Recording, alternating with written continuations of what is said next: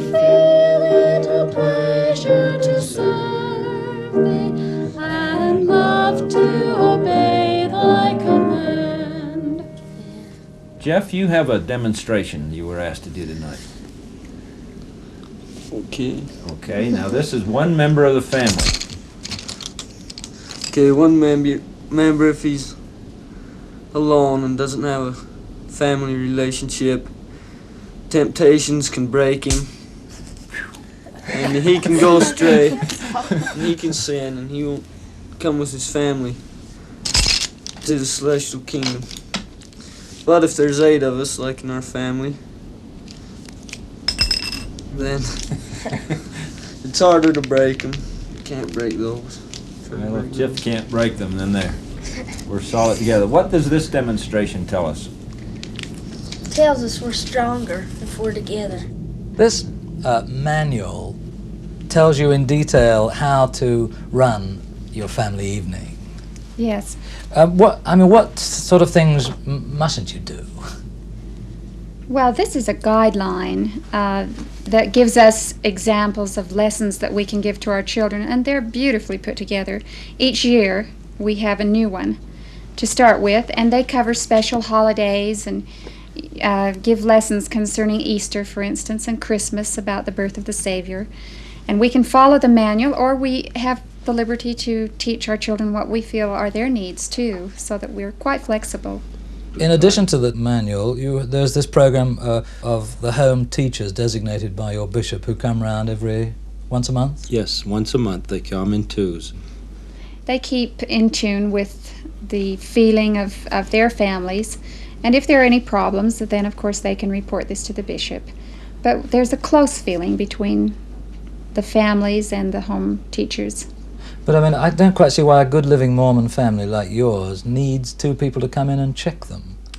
It's not so much checking as it is Are they keeping an eye on you? Are they making sure you toe the line? Is that... Not so much that as maybe a welfare situation where maybe there's something needed if the husband is sick or out of work. See, the organization of the church to an outsider is absolutely breathtaking, and there seems to be no facet of your life, your business life, your religious life, your private life that isn't observed and taken care of.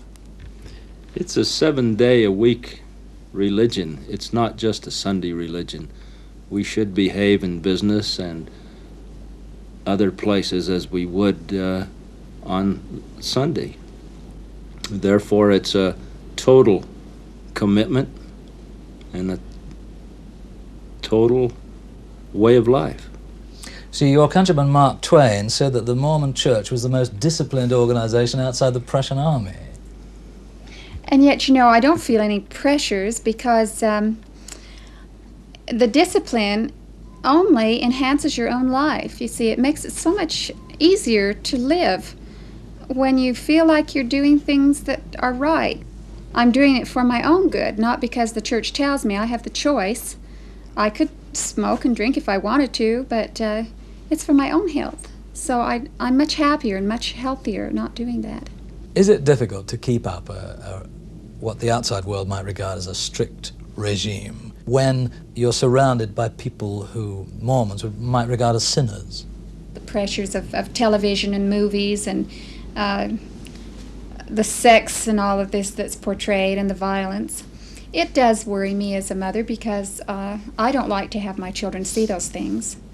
And, well, for instance, in our religion, we're encouraged not to let our daughters date until they're 16, and our boys too.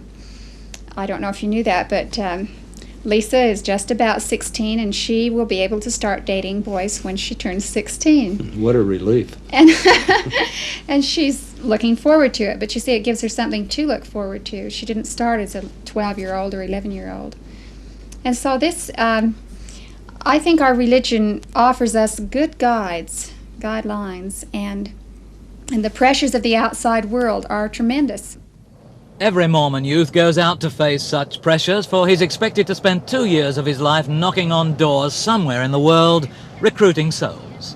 Then he can return to the splendid Brigham Young University, to a campus that's never seen student unrest, demonstrations, or long hair.